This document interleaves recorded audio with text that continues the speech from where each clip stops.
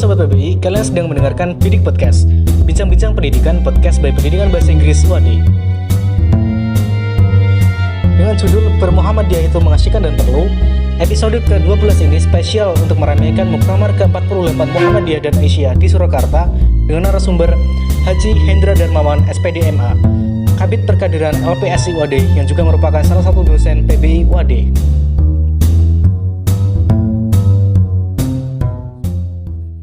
Assalamualaikum warahmatullahi wabarakatuh. Bertemu lagi di Bidik Podcast by Pendidikan Bahasa Inggris UAD. Dan kali ini kita kedatangan tamu yang sangat legendaris. Agung, ada Pak Hendra Darmawan. Apa kabar Pak Hendra? Alhamdulillah baik Pak Yuda. Oke, sekarang kesibukannya apa Pak? Ya seperti biasa masih seputar kampus, aktivitas sosial masih di Muhammadiyah ya, di PWM. Ya sesekali jalan-jalan lah Pak Yuda. Di UAD jenengan di LPSI ya Pak ya? Ya saya diberi amanah mendampingi Ustadz Anhar di LPSI sebagai Kabid Perkadiran begitu. Kabid Perkadiran, oke. Hak, siap-siap nanti kalau editing kalau ada salah-salah ngomong saya diedit ya. Bahaya nih. Oke, kalau di PWM atau di PP Pak? Di PWM dan di PP juga ya. Oke. Dulu itu mondok Pak. Asli Lampung ya Pak? Iya, Lampungnya mana, saya Pak? Puja Kesuma, putra Jawa kelahiran Sumatera. Lampungnya itu di Kedondong Pesawaran. Jadi di bawah gunung Pak Yuda. Nama gunungnya Pesawaran, lalu hari ini pemekaran menjadi nama kabupaten. Kabupaten Pesawaran. Pesawaran. Oke. Dulu Lampung Selatan. Oke. Masih banyak gajah Pak di sana? Sudah langka ya. Sudah lah. Ya banyak banget ya mahasiswa UAD atau mahasiswa di Jogja itu berasal dari Lampung gitu. Iya masih alhamdulillah masih cukup banyak. Ya. Tapi mungkin sekarang karena sudah mulai ada pilihan-pilihan ya di daerah. Dan kampus Muhammadiyah juga banyak di sana ya Pak? Ya. Oke, dan Pak Hendra ini dulu adalah sempat beliau ngekos di kosan yang akhirnya saya ngekos ya Pak ya. Iya. Jadi Pak Hendra ngekos, lulus, terus entah sekian tahun kemudian saya masuk kosan situ gitu kan. Dan terakhir si Yudi Pak. Hayudi. Nah Yudi ini jadi dosen di UM Babel juga gitu. Jadi cukup berjasa juga tuh kosan, bawa berkah. Walaupun paling murah se-Jogja. Murah banget itu. Oke Pak Hendra, pertama nih Pak, sebenarnya tugas dari Pak Hendra di LPSI, khususnya di divisi kaderisasi itu apa Pak? Ngapain aja Pak tuh? Iya, terima kasih Pak Yuda.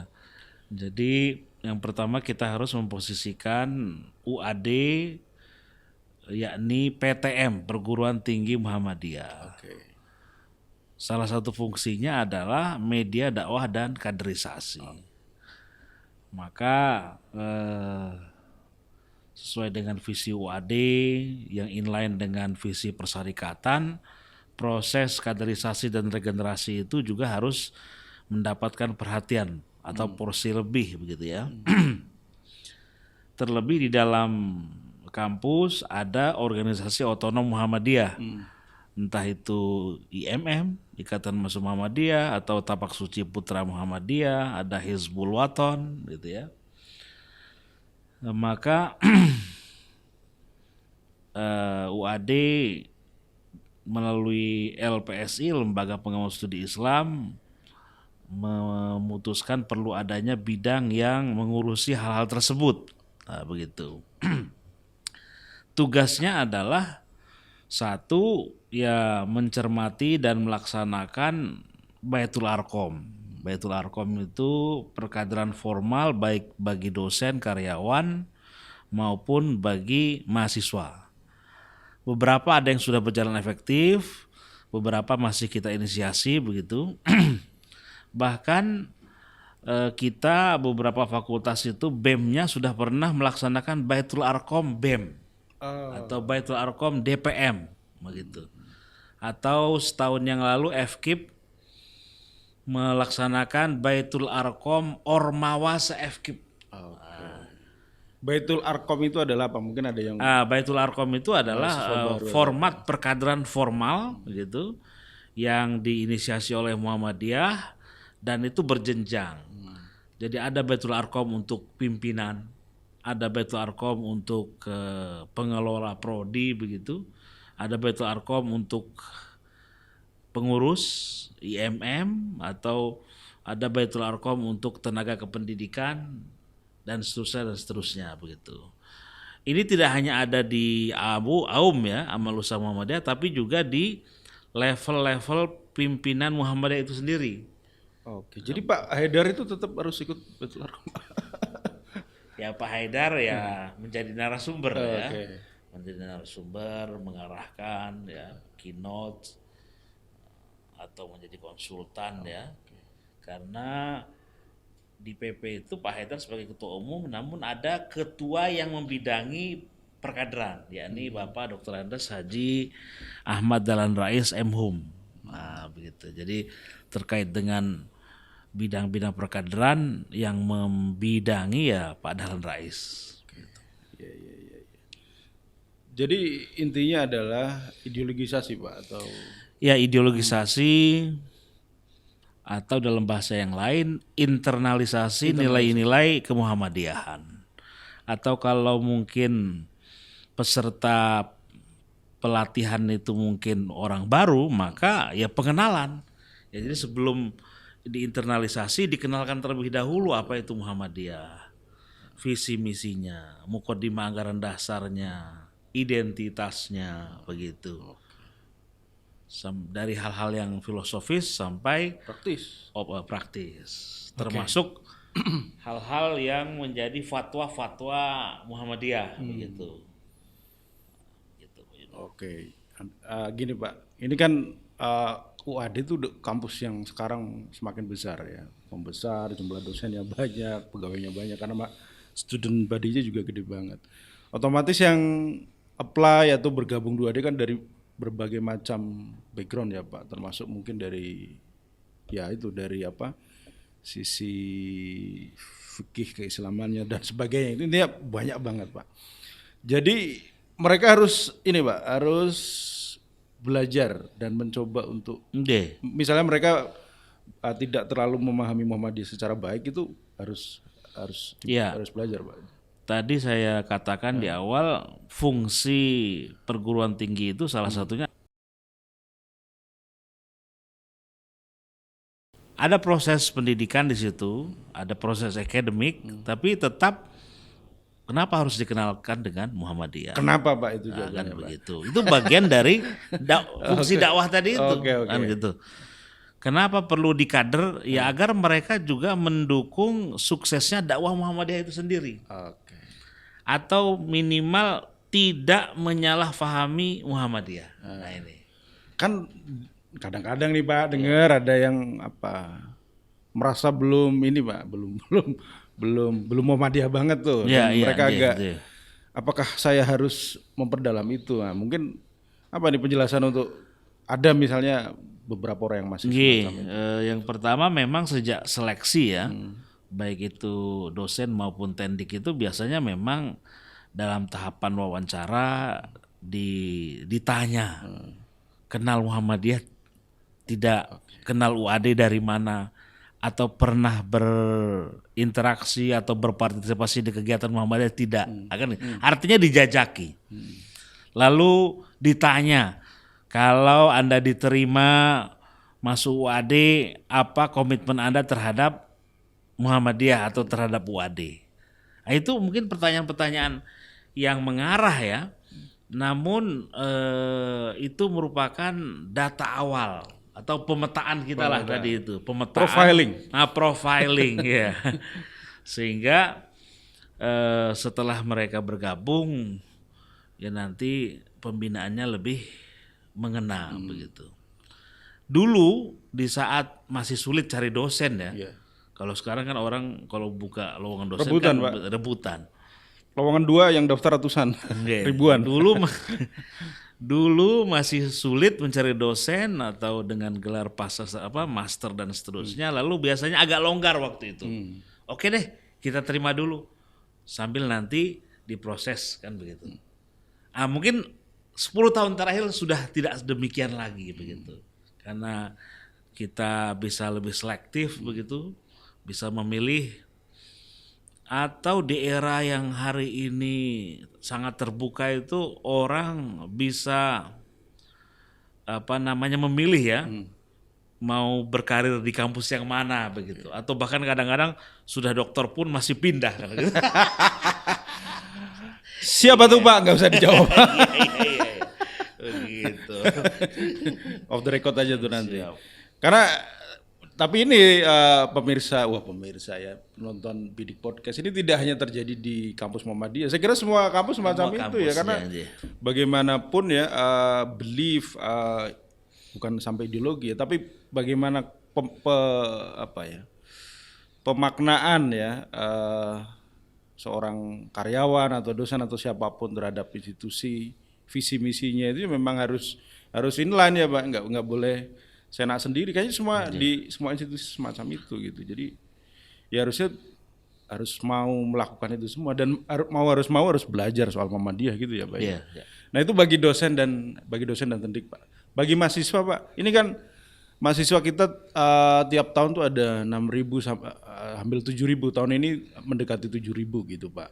Mereka tentu saja berasal dari berbagai latar belakang yang berbeda, termasuk mungkin dari sisi itu tadi ya, apakah dia bisa dari keluarga Muhammadiyah, ada yang NU, ada yang bahkan ada sedikit ya mahasiswa bukan non Muslim berbeda gimana Pak bahasanya? Saya dikritik ketika menggunakan non Muslim, berarti lu bukan bagian dari itu gitu. Terlalu ini Pak, istilahnya apa ya? Berbeda keyakinan gitu. Nah, ini menyikapi ini gimana Pak? Kan mau gak mau mereka harus dikenalkan juga dengan Muhammadiyah dong Pak. Betul. Tadi kan sebelum menuntut orang itu di internal kita sendiri di Islam kan mau tidak mau harus diedukasi terlebih dahulu kan gitu. Memastikan mereka mengetahui, mengenali kan begitu. Setelah dikenalkan baru mungkin nanti ada kesepahaman kan begitu. Apa hak dan kewajibannya kan begitu. Tapi selama ini yang kami dapati mereka-mereka yang berbeda keyakinan tadi itu ya dikenalkan dengan Muhammadiyah itu ya sangat terbuka juga begitu. Okay. Tidak hanya mereka bisa tahu Muhammadiyah tidak hanya dari tampilan luar. Oh, ada sisi-sisi lain begitu. Maka kita pernah kemas begitu untuk mahasiswa asing ya waktu itu ya. Untuk mengenalkan Muhammadiyah itu melalui wisata kan begitu. Dengan bahasa Tour de Muhammadiyah kan begitu. Menarik ini. Suruh jalan-jalan Pak. Kita ajak ke Kauman, ini masjidnya, ini tempat keedahlan dan seterusnya, ini langgarnya dan seterusnya. Makamnya kok nggak di Kauman, kenapa? Kan begitu. Kenapa di Karangkajen dan gitu. Ya itu artinya harus dikemas tadi ya, having fun, menjadikan Muhammadiyah itu lebih kosmopolit. Lo kalau nggak ngerti istilah kosmopolit buka Google aja ya. Gitu. Tapi gini Pak, emang semua mahasiswa UAD harus jadi orang Muhammadiyah Pak? Dalam sasaran mutu ya, sasaran mutu itu disebutkan targetnya adalah mereka memahami Muhammadiyah. Mengenal, memahami dan tidak menyalahfahami. Itu. Ya syukur bisa bergabung setelah mereka lulus gitu ya dan kembali begitu. Sehingga kita sudah berupaya ya berdakwah tadi itu. Let others know kan begitu. Mungkin dia bisa berpartisipasi di dakwah Muhammadiyah di sisi yang mana. Hari ini sangat terbuka Mas Yuda, ada banyak anak muda yang suka jadi relawan, nah, kan gitu. Relawan tapi di program-program Muhammadiyah, umpama relawan di MDMC, kebencanaan, relawan di ambulanmu, relawan di apalagi ya, mungkin fundraising ya, lazismu kan begitu. Kemasannya aksi-aksi sosial, tapi kan tetap itu milik Muhammadiyah programnya. Nanti kalau mungkin mereka sudah menjadi relawan, having fun, lalu baru diintrodusir hal-hal yang lebih serius begitu. Kayaknya lebih enteng jadi relawan daripada jadi pengurus gitu. Karena dakwah kan juga nggak melulu ini ya Pak ya, di mimbar ngomongnya. Betul, ya. Ya, Betul. bahkan dakwah terbaik itu katanya ya by action kan Pak. Action, Ada ya. yang kekurangan dibantu dan sebagainya, justru itu dakwah yang lebih ini kan Pak ya. Oke, jadi nggak masalah dong Pak kalau misalnya mahasiswa misalnya ya walaupun jumlahnya kecil itu ketika lulus mereka menjadi bagian jadi ormas lain gimana tuh Pak masalahnya Pak? Itu choice ya, artinya mereka sudah dewasa, sudah melewati tahap pembelajaran begitu ya, tinggal mengambil keputusan dan memilih begitu ya. Ya ada yang kembali ke kultur aslinya begitu, meskipun alumni UAD gitu. Ada yang ya bergabung di Muhammadiyah, meskipun mungkin porsinya berbeda-beda ya begitu. Itu pun menjadi evaluasi dakwah kita atau evaluasi pembelajaran kita kan begitu. Maka kalau kita cermati Prastya Wisudawan UAD gitu ada tuh, ada klausul Lupa Pak. satu nomor ya, satu klausul itu bersedia mengembangkan amal usaha Muhammadiyah. Bersedia mengembangkan dakwah persyarikatan. Akhirnya begitu. Ya harapannya mereka ingat gitu. Oh ada tanggung jawab yang harus mereka emban sebagai alumni. Ya, tidak hanya lulus menggondol sarjana, tetapi ya dakwah dengan caranya kan begitu. Atau gini Pak, paling enggak mereka mau kemanapun itu sudah kadung mengenal Muhammadiyah. Kadung menginternalisasi nilai-nilai Muhammadiyah sehingga mungkin mereka akan dimanapun mereka akan menggunakan itu ya Pak, sehingga secara bersama-sama bisa mensukseskan misi bersama gitu. Ya itu soal mahasiswa Pak gitu. Terus ini Pak, kita agak melompat ini Pak.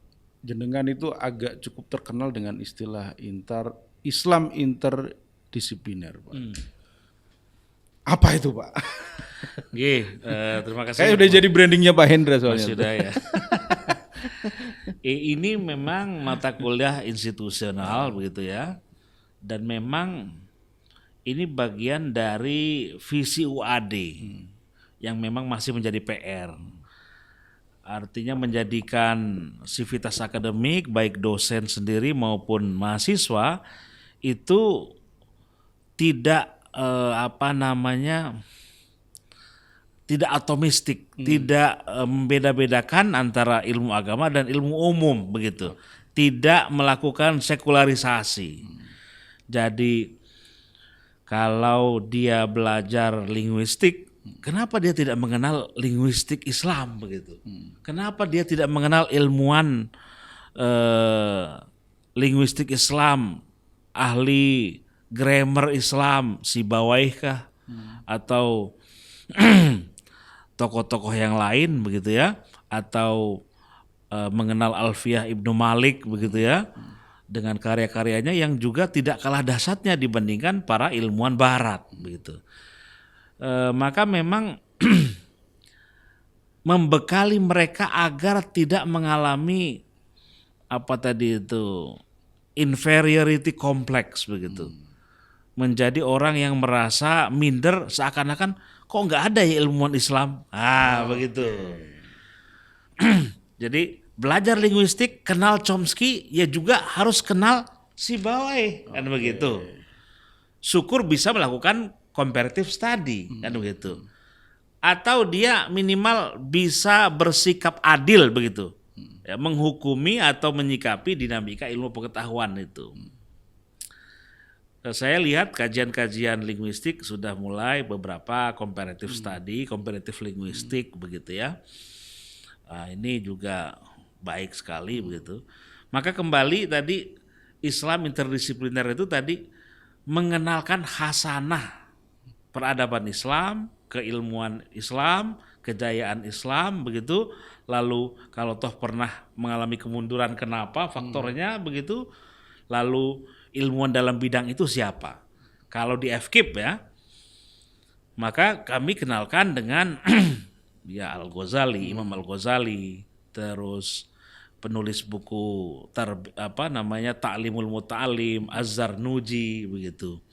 Terus mungkin Ibnu Sina atau tokoh pendidikan Islam Indonesia, Kiai Dahlan sendiri. Terus pengembangan Pondok Modern Gontor begitu ya, Buya Hamka dengan Yayasan Al Azharnya, atau mungkin mengenalkan Cak Nur dengan para Madinahnya begitu. Jadi agar bisa mengenali lebih dalam khasanah keilmuan Islam itu sendiri. Gitu. Karena kalau agar tidak gamang begitu Pak. Karena ilmu pengetahuan atau pendidikan di Indonesia itu menurut saya, nggak tahu kalau menurut Pak Hendra itu terlalu ini ya, ke barat-baratan ya.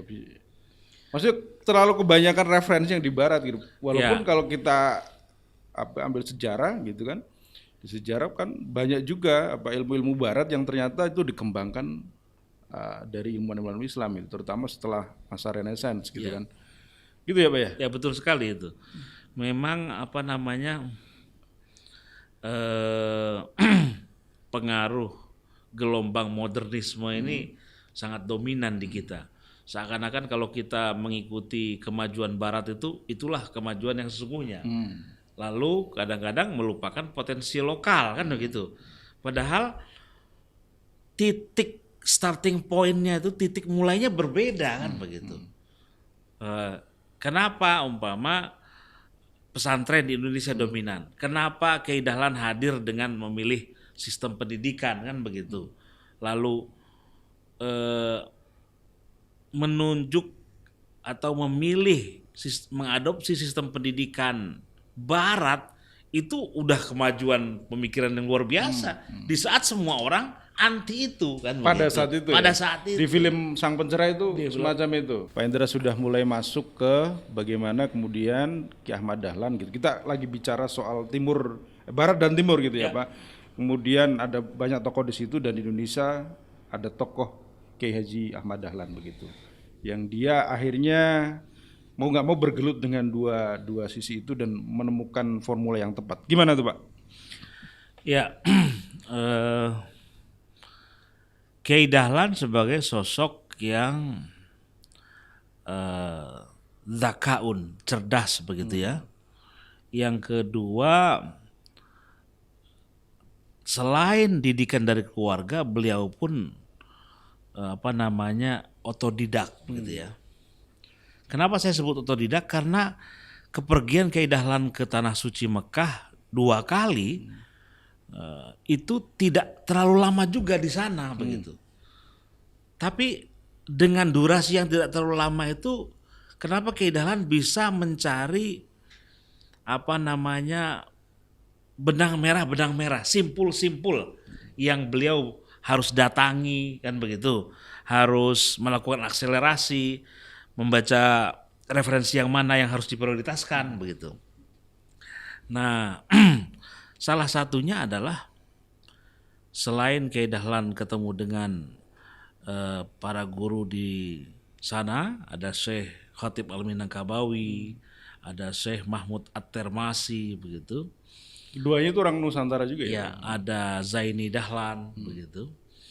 Ternyata di sana ada orang Kauman atau kiai Kauman yang menetap di sana begitu, masih famili Kiai Dahlan, dan menjadi salah satu dari imam Masjidil Haram dan mengajar di Masjidil Haram. Nah, ini menarik. Ini yang belum sering dimention. Siapakah beliau?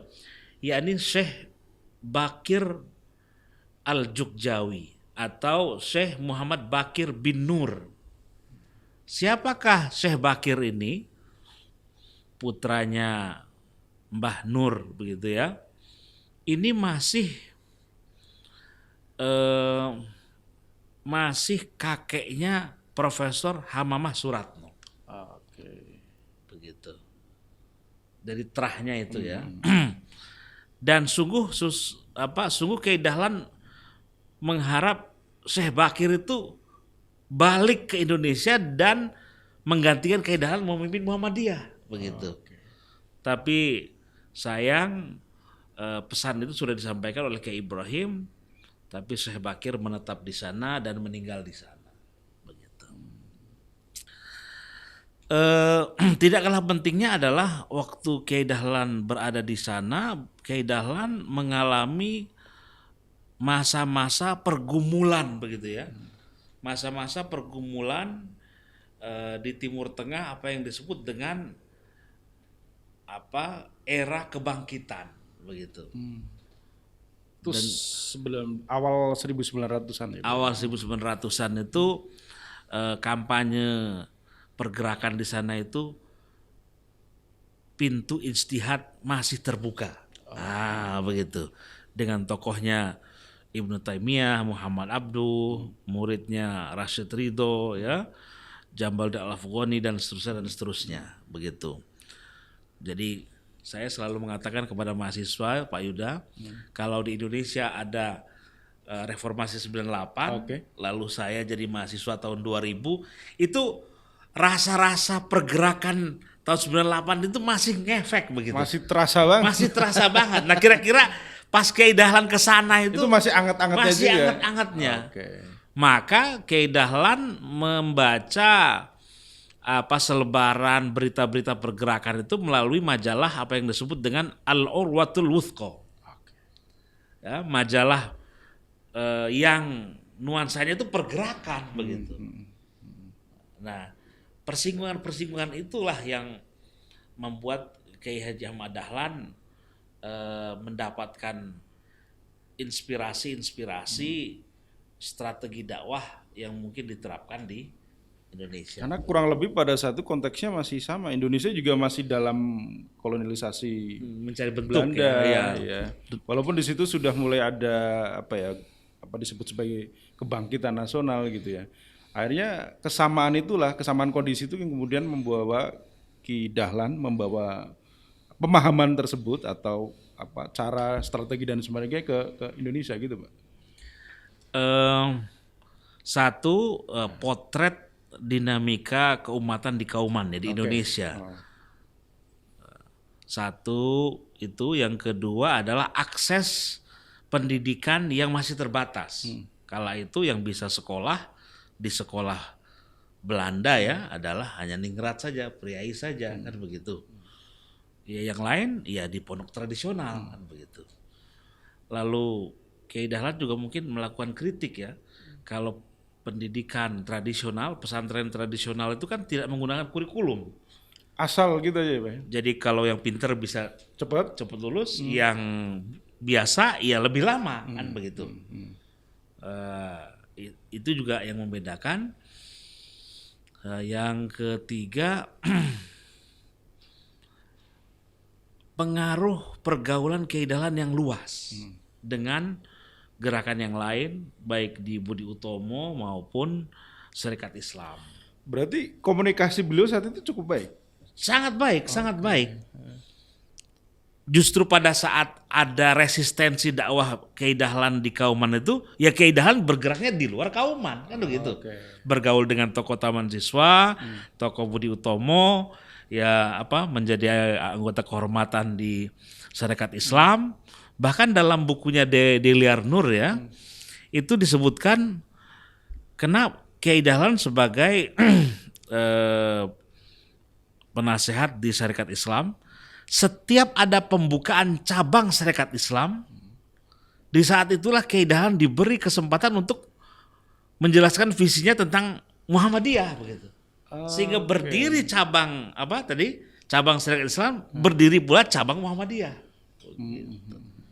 Nah itu kan makin membuat efektif penyebaran gagasan Muhammadiyah itu sendiri.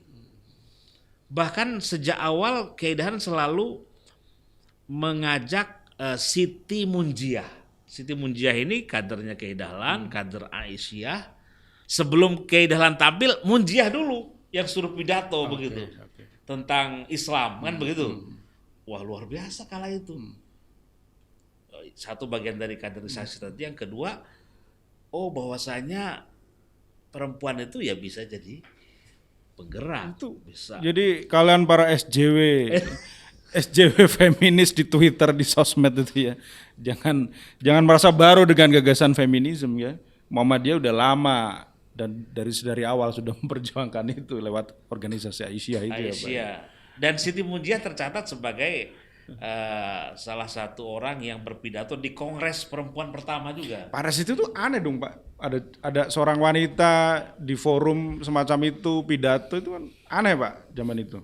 Iya nggak sih? Iya, masih sangat-sangat baru begitu ya, aneh begitu. Tapi ya itulah cara Kiai Dahlan, strategi Kiai Dahlan untuk membuat orang tertarik bahwasanya Islam itu visioner kan begitu. Islam itu berkemajuan kan begitu. Dan tadi berarti Kiai Dahlan menempuh jalur dakwah struktural, bergabung di organisasi juga. Berarti Kiai Dahlan sempat menjadi anggota Syarikat Islam atau gimana? Namanya itu kayaknya penasehat di ya, Syarikat penasehat.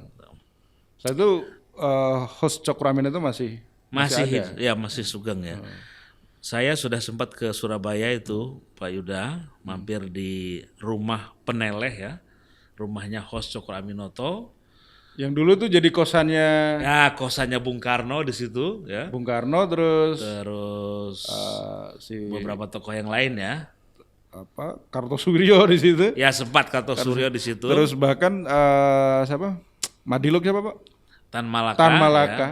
Nah di situ arti itu rumah yang juga diampiri oleh Kiai Dahlan.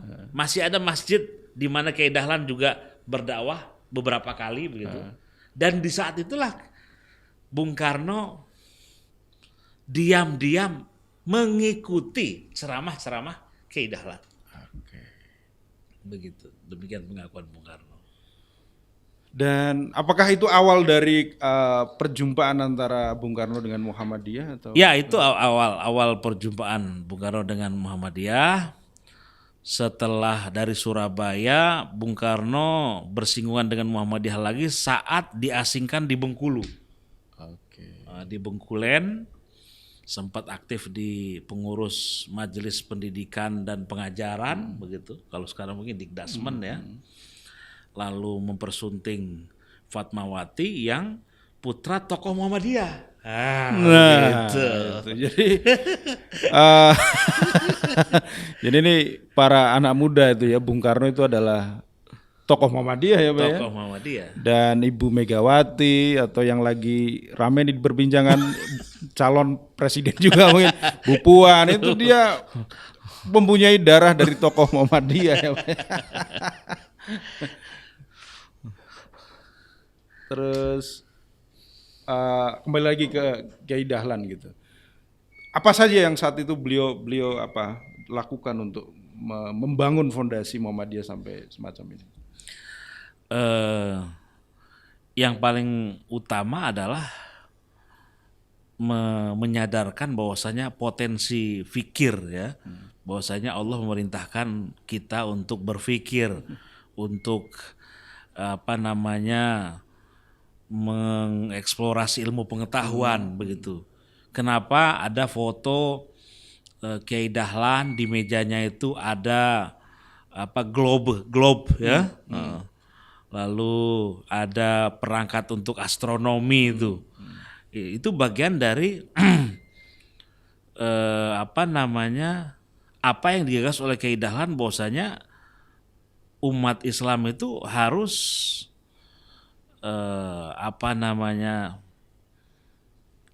harus menjadi orang-orang yang terbuka pikirannya, terbuka hatinya, begitu. Visioner atau dalam bahasa Quran itu disebut dengan ulul albab. Kan begitu. kalau kita catat dalam sejarah bahwasanya Kiai Dahlan menggugat kemapanan kala itu, pada saat beliau mengajukan nampaknya kiblatnya Masjid Agung Kauman ini perlu diukur ulang kan begitu. Wah, itu kan geger Kauman itu kan. Jelas Pak. Siapa dia kan begitu. Itu kiai-kiai senior, kiai sepuh ya nggak terima kan begitu. Tapi tidak sedikit pun, tidak satu langkah pun beliau mundur begitu. Kenapa? Karena ada sesuatu yang beliau yakini begitu. Ada sesuatu yang beliau pelajari di Saudi sana begitu. Ilmu falak, astronomi begitu. Artinya ini kita bisa belajar kegigihan, kekokohan prinsip Kiai Dahlan selama ada alasan ilmiahnya begitu. Dan saya kira merubah kiblat itu bukan hanya sekedar urusan kiblat, tapi secara simbolis ya, mau membawa semangat pemahaman bahwa kita orang Indonesia, orang Muslim itu harus terbuka dengan keilmuan-keilmuan itu Pak ya. Itu sebagai pesan juga gitu ya Pak ya. Nah,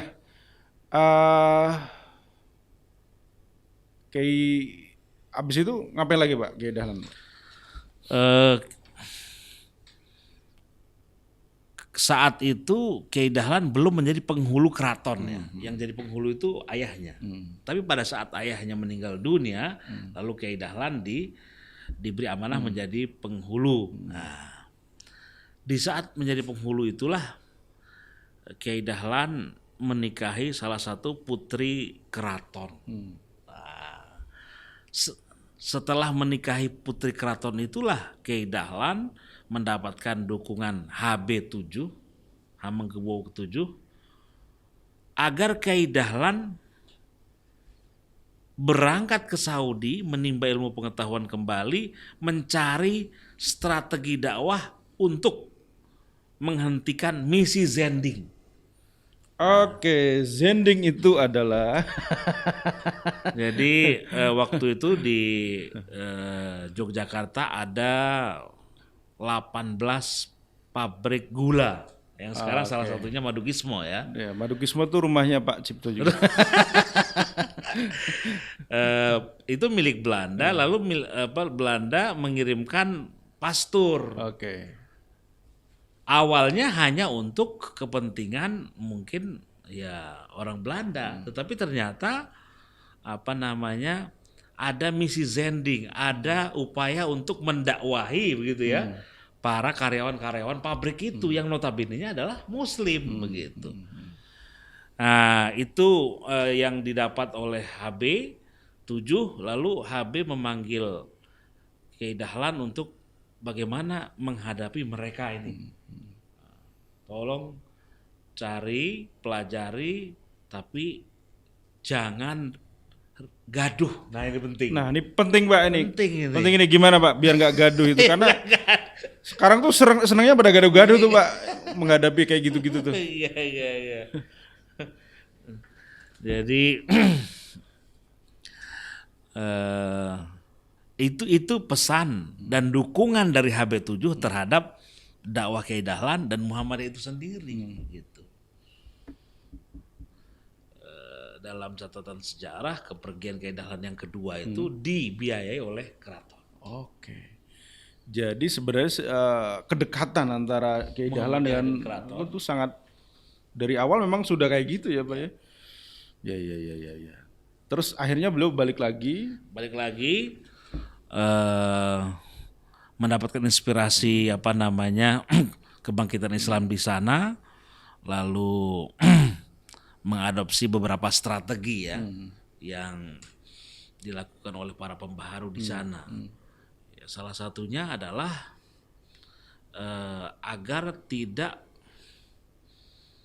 umat ini tidak terjebak pada perdebatan khilafiyah. Oke, soal nelunjuk dalam sholat gitu-gitu ya Pak? Kayak gitu-gitu lah? Iya, ada istilah kunut lah, gitu-gitu. Dan seterusnya. Itu dari aspek fikihnya ya. Yang kedua, kalau bahasanya Freire ya, bahwasanya umat harus melek realitas begitu, harus hadap masalah begitu ya. Oh, PR-nya keumatan itu adalah keterbelakangan, Penjajahan pada saat ya itu. penjajahan, atau bahasanya dalam buku kemuhammadiyahan itu orang-orang kauman, orang-orang Indonesia itu masih banyak yang melakukan molimo kan begitu, Iya. mabuk, maling, madon, ya madon ya, Madon itu ke pojok. nah, kan begitu. Tidak kalah pentingnya adalah Kiai Dahlan. Dakwah Kiai Dahlan kala itu kan mengalami resistensi dari pemuda-pemuda kauman. Tapi ternyata di antara sekian pemuda kauman itu ada seorang Ahmad Badawi muda yang setelah beliau menolak Kiai Dahlan malah menjadi seorang yang sangat aktif di Muhammadiyah, bahkan menjadi ketua umum Pertama. setelah Setelah Kiai Kiai Dahlan Dahlan, oke. meninggal dunia atau pada tahun 65-an ya, saat Bung Karno di puncak kekuasaan begitu. Yang menarik, ada sebuah cerita pada saat Kiai Dahlan mengalami sakit keras, lalu Ahmad Badawi muda ini menjenguknya untuk bertanya sakit apakah gerangan yang diderita oleh Kiai. Sungguh Kiai Dahlan kala itu menderita penyakit yang berat begitu. Tapi Kiai Dahlan tidak sedikit pun menceritakan penyakitnya. Oke. Apa jawab Kiai Dahlan kala itu saat ditanya oleh Ahmad Badawi muda? Yang lebih menyakitkan buat saya jika engkau tidak aktif di Muhammadiyah. Karena waktu itu termasuk pemuda yang menolak dakwah Kiai Dahlan. Kalau dalam film Sang Pencerah itu ada ilustrasi, ada pemuda yang mengatakan Kiai kafir, Kiai kafir. Nah, itu salah satunya itu Ahmad Badawi Ahmad muda Badawi itu. muda itu ya. Oke. Begitu. Poin saya adalah Kiai Dahlan menggarap potensi pemuda-pemuda itu gitu, untuk diberi pencerahan, untuk didakwah, merangkul mereka begitu ya. Tidak hanya mengikuti tradisi nenek moyangnya, tetapi berani melakukan hal-hal yang baru tadi, ijtihad, nah kan begitu. Nah ini Pak, kalau dari sepenggal kisah itu kan aku membayangkan Kiai Dahlan itu benar-benar berada di persimpangan antara apa yang dia dapat di Arab ya pada saat itu, yang sedang memang juga mengalami revolusi mungkin ya. Kemudian di Indonesia juga yang semacam itu, tetapi terjebaknya menurutku berbeda. Di Indonesia dia harus berdinamika dengan pemikiran tradisional, Islam tradisional gitu ya Pak ya.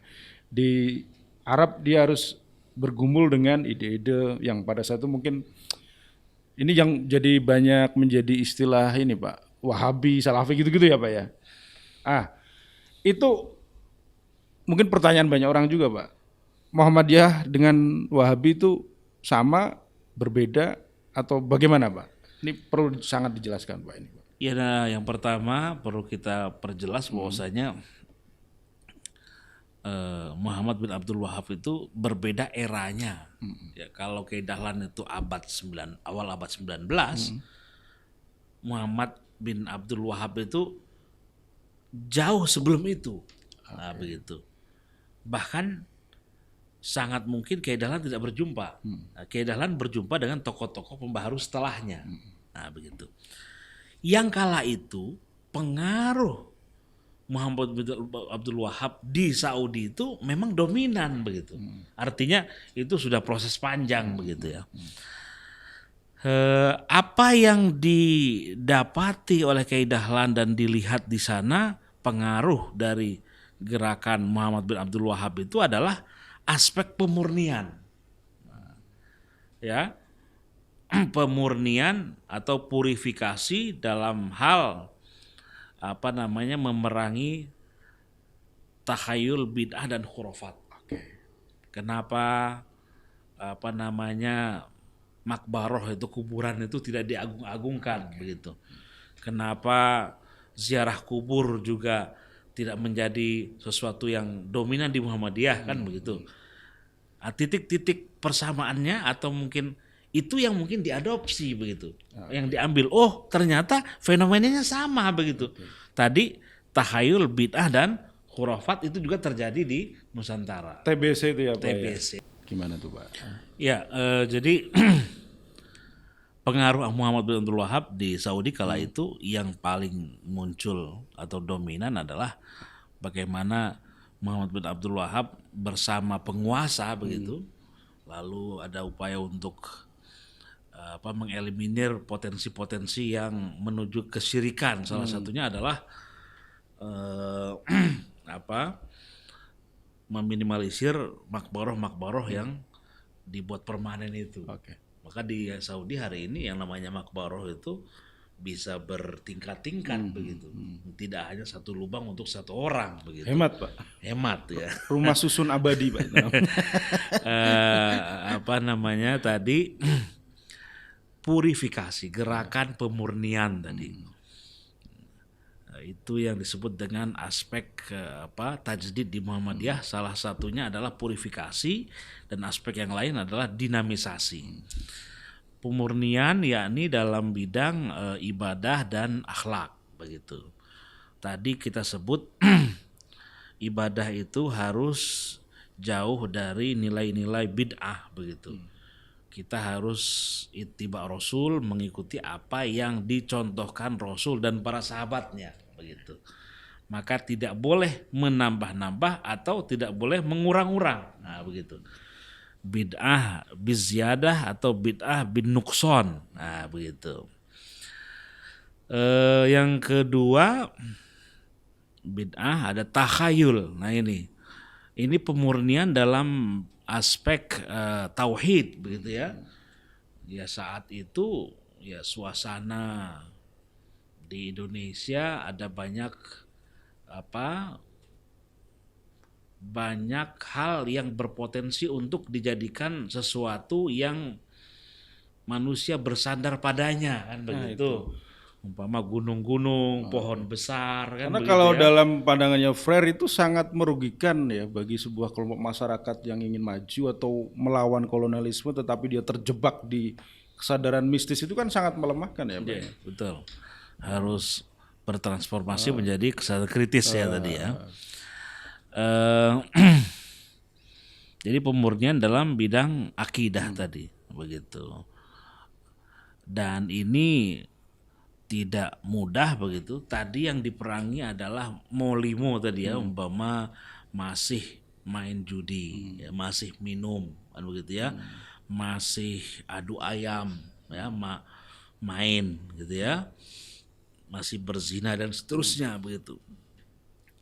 Itu juga mengalami resistensi yang besar begitu. Nah itu sebelum ke situ Pak. Jadi intinya bedanya Muhammadiyah dengan Wahabi itu beda ya Pak ya? Ya sangat beda. Ini perlu dijelaskan nih Pak. Nih kayaknya karena banyak tuh rame kayak gitu tuh. Yang pertama istilah Wahabi itu merupakan istilah yang didengungkan oleh lawan politik Muhammad bin Abdul Wahab. Mereka mengatakan Muhammad bin Abdul Wahab dan para pengikutnya tidak mengatakan mereka pengikut Muhammad bin Abdul Wahab atau Wahabi, tetapi mereka mengatakan al-muwahhidun, orang-orang yang mengesahkan Allah. Nah, begitu.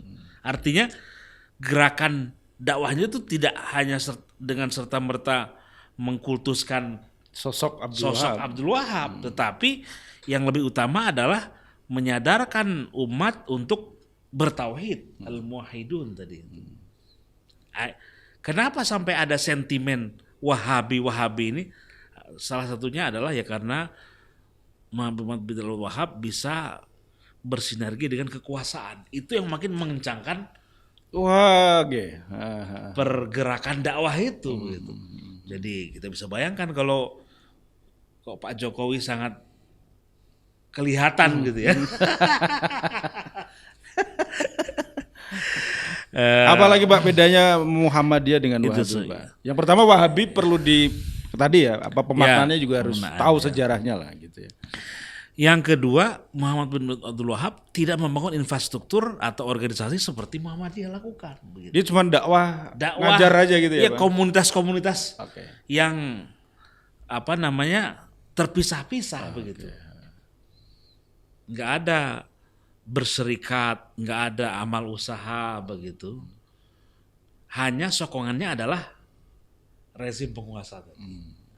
Mungkin karena udah ada yang menyokong ya, sehingga tidak perlu repot-repot. Yang kedua, yang ketiga, di Muhammadiyah itu dalam mengambil keputusan hukum istimbatul ahkam itu diambil melalui ijtihad jama'i. Jadi ulama-ulama yang berhimpun dalam majelis tarjih itulah yang memiliki otoritas untuk memutuskan keputusan hukum.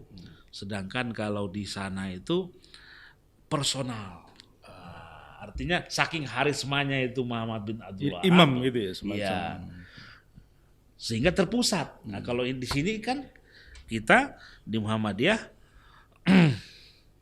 dalam upaya untuk melakukan tarjih begitu ya, memilih dalil-dalil yang paling rojih, yang paling kuat. Nah, itu kerja-kerja istimbatul ahkam, mengambil keputusan hukumnya itu dilakukan oleh sekelompok orang, sekelompok ulama atau kolektif begitu. Bahkan ulama-ulama di luar Muhammadiyah pun diundang ya, Pak? Ilmuwan-ilmuwan, ulama-ulama yang kompeten di bidangnya juga diundang jika pembahasan yang dilakukan itu membutuhkan pendapat para ilmuwan itu. Contoh waktu COVID, tidak hanya ulama fikih, hadis, dan hukum saja yang berbicara tentang COVID, tetapi Muhammadiyah mengundang para ahli epidemiologi, ahli virus, dan seterusnya untuk memberikan masukan-masukan terkait dengan COVID, sehingga fatwa tarjih itu sangat komprehensif. Contoh kerja-kerja Islam interdisipliner tadi itu adalah seperti fatwa itu COVID tadi itu. Tidak tidak hanya sudut pandang ulama uddin gitu ya, ulama-ulama ahli agama, tetapi membuka diri terhadap bidang-bidang keilmuan yang relevan tadi.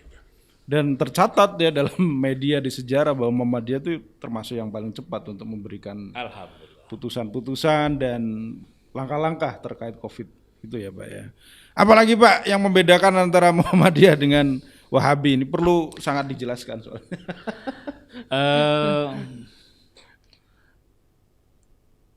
Yang terpenting adalah identitas ya. Dalam Muhammadiyah tadi disampaikan tidak ada otoritas tunggal. Yang dikedepankan adalah kepemimpinan kolektif kolegial, kan begitu. Maka corak berorganisasinya ini kultur berorganisasi itu sangat berbeda. Muhammadiyah itu sangat terbuka terhadap kritik. Bahkan terhadap suatu fatwa pun, jika ada dalil yang lebih rojih begitu, maka itu bisa menjadi pemicu untuk ditinjaunya sebuah fatwa. Contoh, Muhammadiyah pernah memfatwakan haram terhadap pemasangan gambar Kiai Dahlan. Kenapa? Alasannya adalah karena dikhawatirkan bahwasanya umat masih ada potensi mengkultuskan Kiai Dahlan. Tapi pada saat beberapa tahun setelah itu lalu dinilai umat di Perserikatan Muhammadiyah ini sudah bisa memahami itu, fatwa haram foto Kiai Dahlan itu dicabut, ditinjau ulang. Begitu. Kenapa? Karena alasannya sudah tidak ada begitu. Dan sekarang kita bisa melihat foto mubah. Dahlan mubah. Jadi boleh dari haram menjadi mubah. Dan kalau di Wahabi kan memang nggak boleh gambar aja kan, nggak boleh gambar orang. Itu beda guys. Ya. Nah itu dengan persinggungannya dengan Wahabi Pak. Nah tetapi kan seperti di dinamika di Kauman itu Kiai Dahlan kan harus berdinamika, bergesekan dengan kelompok tradisional Pak. Terus akhirnya Pak banyak stigma nih. Muhammadiyah itu anti budaya, anti kesenian. Itu tolong dijelasin Pak. Yang pertama memang cara pandang ya, atau bagaimana kita memandang kebudayaan. Apakah ada bid'ah dalam kebudayaan? Wah, begitu. Itu tema besar itu ya. Orang apa namanya tadi? Bisa jadi buku tuh Pak. Baru gambar aja udah haram kan Iya. begitu. Ya, Muhammadiyah berpandangan bahwasanya salah satu potensi fitrah gitu ya, potensi yang suci dari manusia itu adalah naluri kecintaan terhadap keindahan, kan begitu. Estetika, kan begitu. Maka selama kebudayaan itu tidak membawa manusia ke dalam lago itu upaya untuk menjadikan manusia lalai lalu lupa terhadap Allah begitu loh.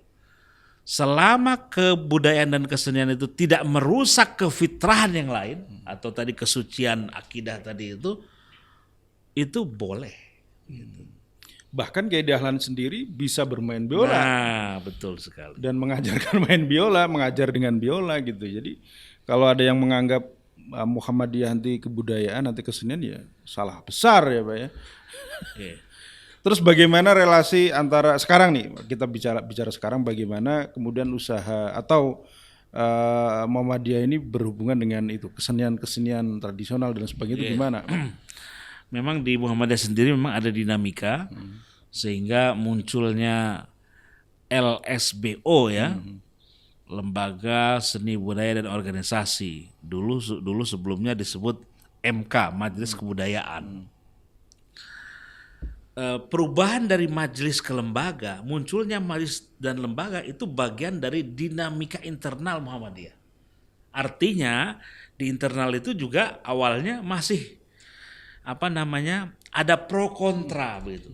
Tapi ya gerakan harus terus kan begitu. Upaya untuk mengedukasi, upaya untuk mencari fatwa begitu, itu dilakukan begitu. Sehingga hari ini keberterimaan terhadap atau concern Muhammadiyah terhadap kesenian itu cukup terbuka kerannya.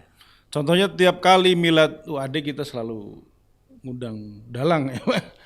Nanggap wayang tuh semalam suntut. Dulu yang paling fenomenal waktu Muktamar tahun 85 waktu masanya Pak AR itu Pak Kunto Wijoyo sempat berbicara dengan Pak AR lalu mengusulkan untuk menampilkan wayang sadat, namanya wayang sadat. Itu dari Klaten, ada seorang wayang yang membuat karakter-karakter sendiri, tokoh-tokoh tersendiri, lalu ada alat peraganya dan menyampaikan pesan-pesan dakwah begitu.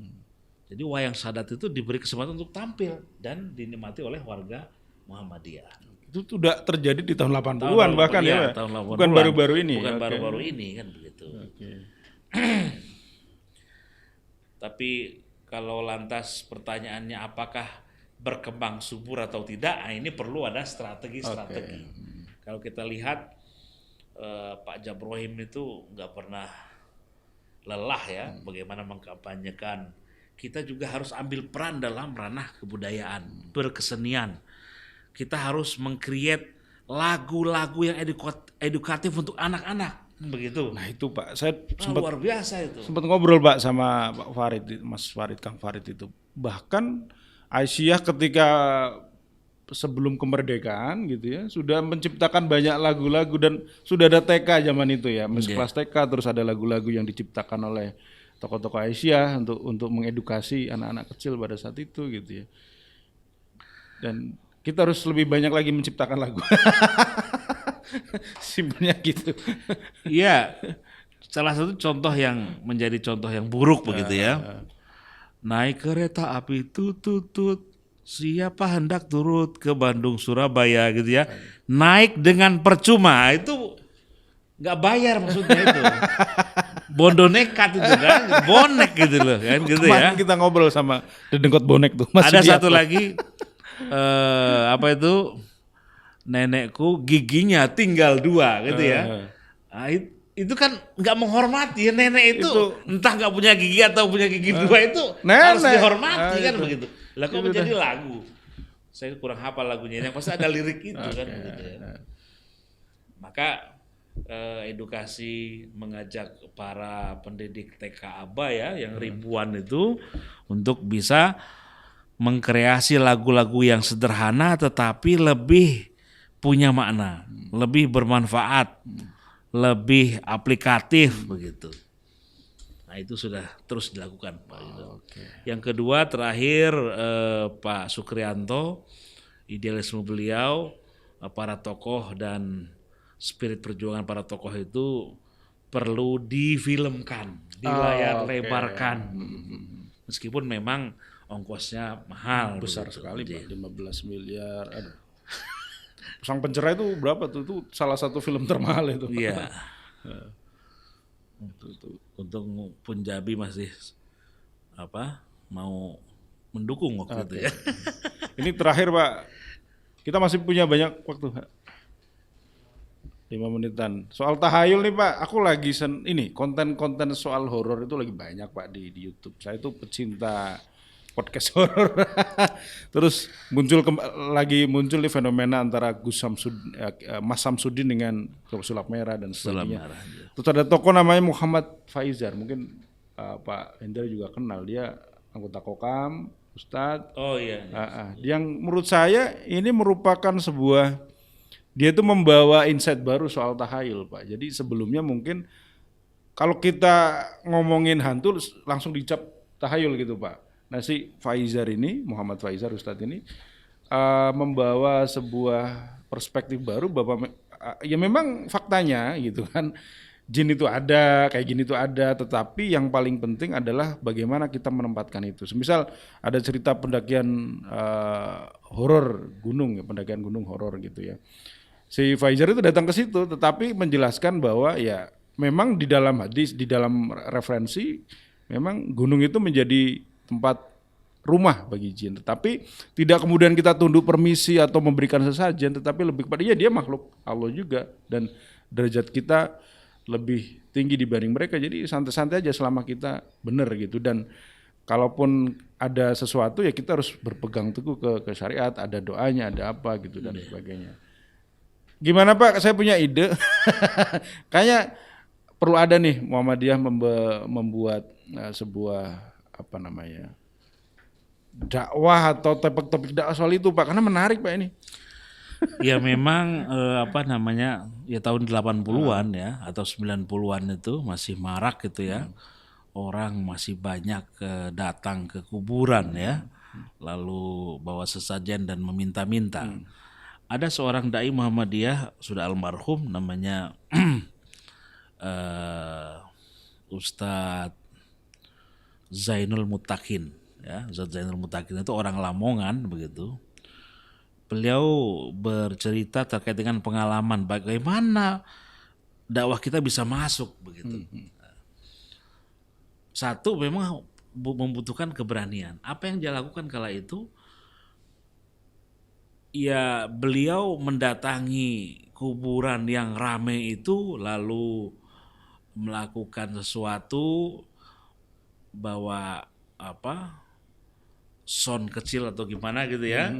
Lalu seakan-akan pada saat mereka datang itu mereka disapa gitu. Ada suara yang muncul gitu kan.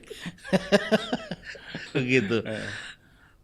Lalu melihat reaksi mereka sekali, terus besoknya datang lagi, lalu diberi pesan untuk tidak kembali begitu.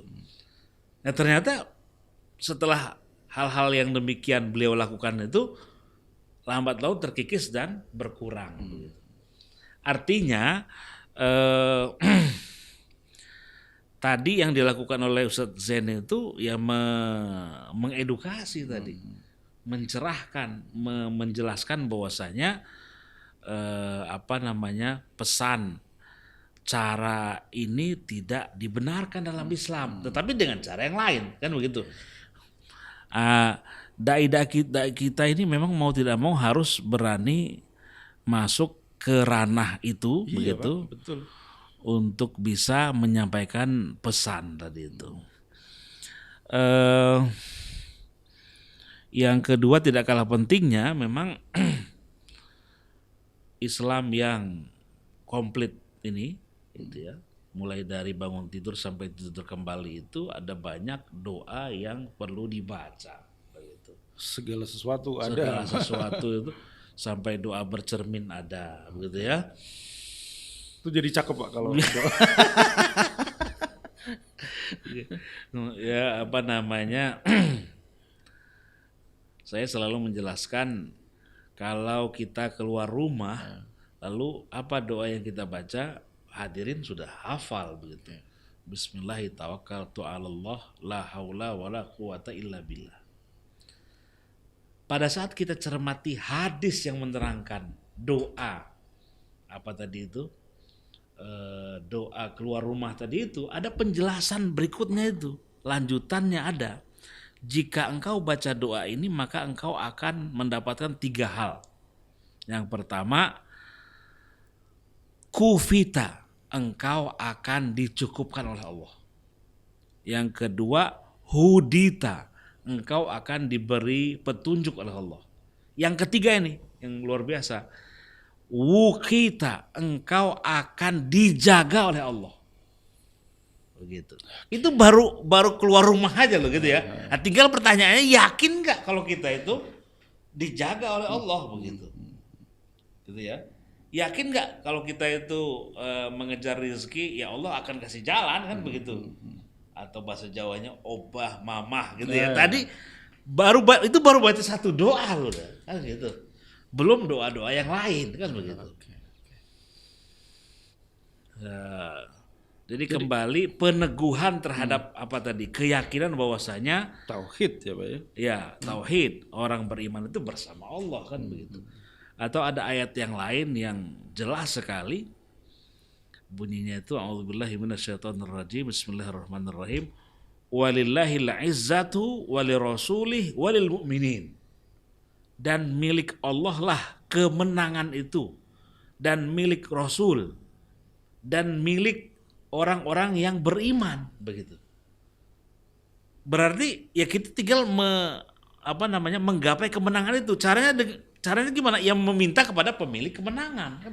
Oke, jangan minta ke yang lain-lain ya Pak. Yang lain kan. Apalagi ke manusia gitu ya. Saya kira ada banyak sekali informasi yang luar biasa yang kita dapatkan ngobrol dengan Pak Hendra ini ya. Gak usah disimpulkan ya Pak karena banyak. Silahkan simpulkan sendiri. Kalau ada pertanyaan bisa komen nanti di YouTube gitu ya. Nanti kita coba akan sampaikan ke Ustadz Hendra, Pak Hendra ini. Oke. Saya kira terima kasih atas obrolan yang sangat menarik. Belum cukup tentunya karena masih banyak yang harus kita bedah sepertinya. Mungkin bisa disambung di episode berikutnya. Terima kasih. Sampai jumpa lagi di Bidik Podcast. Wassalamualaikum warahmatullahi wabarakatuh. Terima kasih Ustadz Pak Hendra. Oke.